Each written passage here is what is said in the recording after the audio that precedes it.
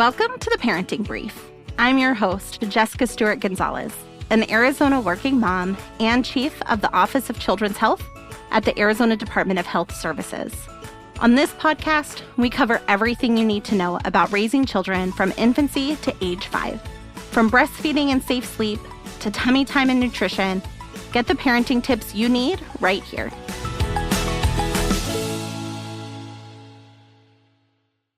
We're so glad you're here for another episode of the Parenting Brief. Today, we tackle one of the biggest challenges when parenting young children, and that is potty training. It's not a very glamorous topic, but that's how parenting goes. Knowing when or even how to start potty training is tricky, especially for new parents. Do you keep using pull-ups while your child potty trains? And what's the difference between using a potty seat versus the actual toilet? Our guest has answers to those questions and some tips on how to navigate this process. Up next.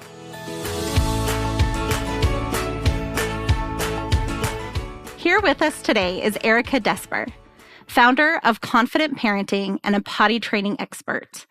Thank you, Erica, for joining us today. Thank you for having me.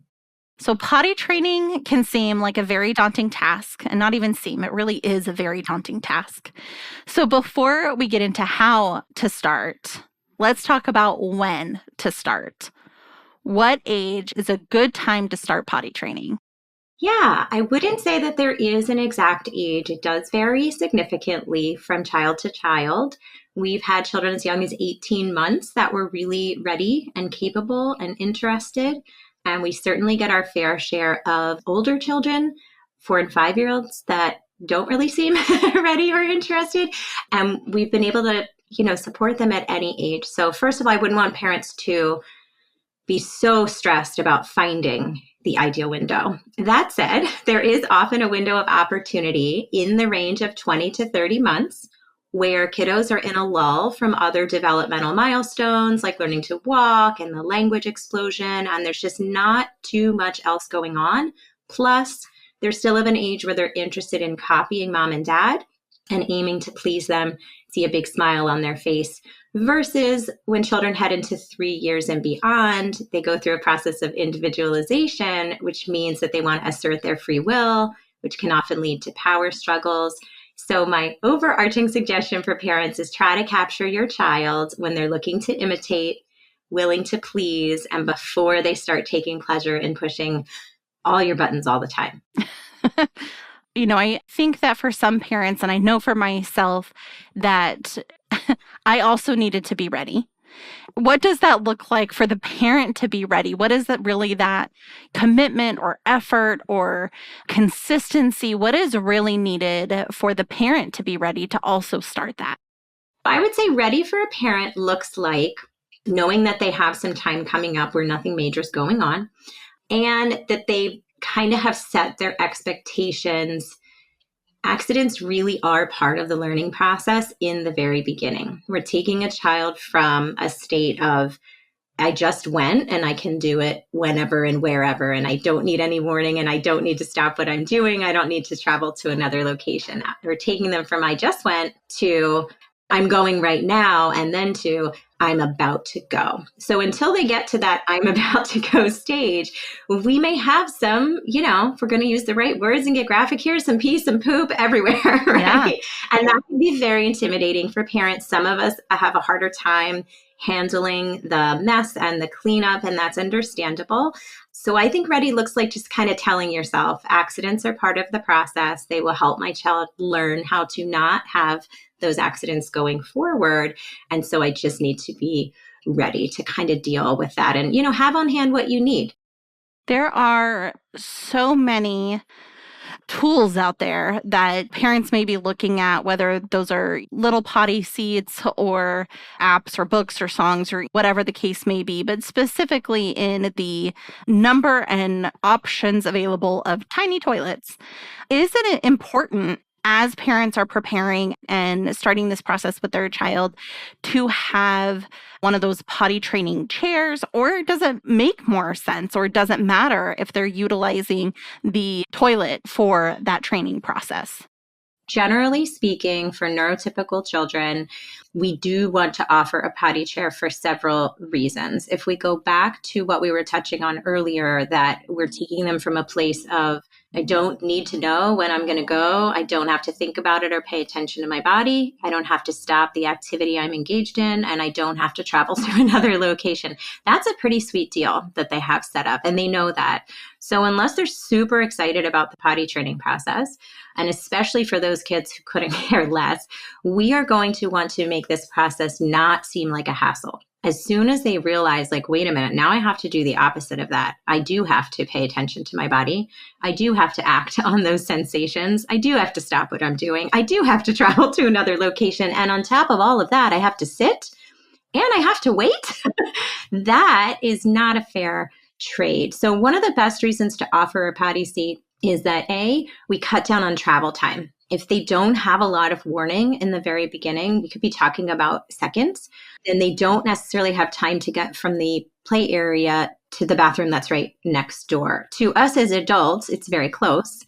But to a little person, it may not feel so close when they're initially learning. And then B, we cut down on the hassle factor.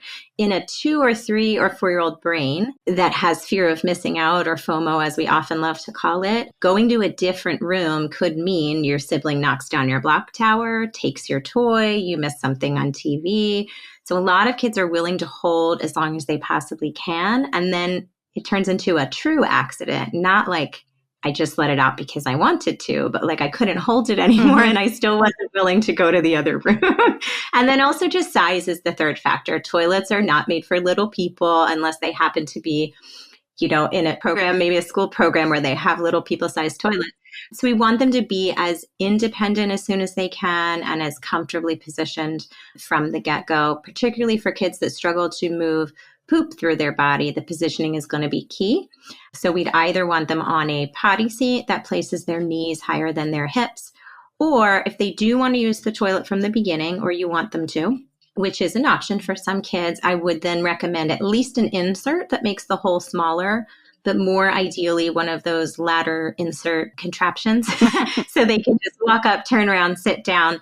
It does take a little more time in terms of seconds, but it can be done. We really don't want them to have to use their hands on either side of a toilet seat to stabilize themselves from falling into the hole, because when you stabilize yourself in that way, you're clenching the same muscles that need to relax to release. Is there anything else, any other advice, information to give to parents? There's a couple other things I would encourage parents to ask themselves when they're considering readiness or capableness. One is their child well rested? We have a lot of parents come to us where the kids are struggling with potty.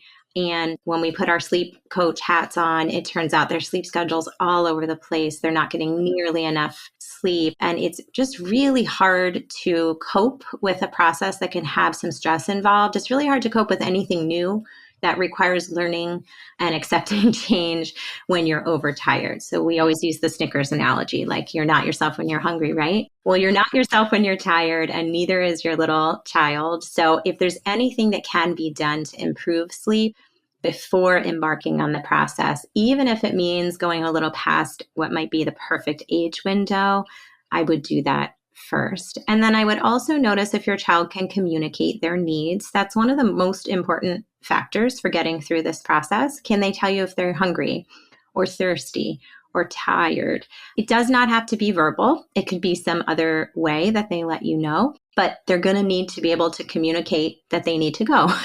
So communication is key, and kids with speech delays can do that too. And then their ability to remember multiple steps in order. For example, can you say to your child, go in the kitchen, get the cup off the table and bring it to mommy?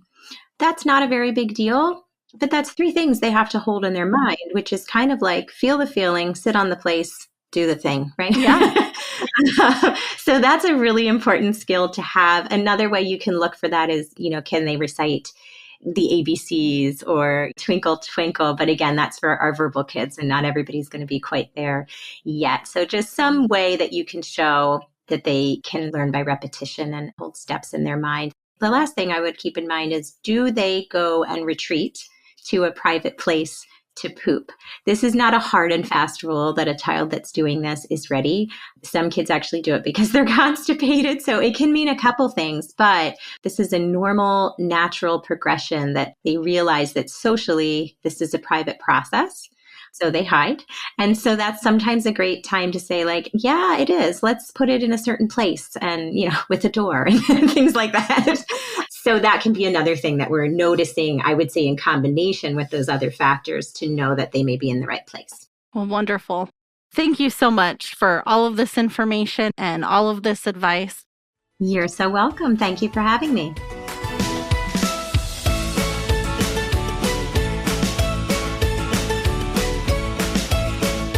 If you're interested in learning more, check out our episode show notes for helpful links. While you're there, click the follow button. That way, you'll be the first to know when our next episode goes live. And if you've learned something new today, be sure to share the episode with the parents in your life. Until next time, this is Jessica. You've got this.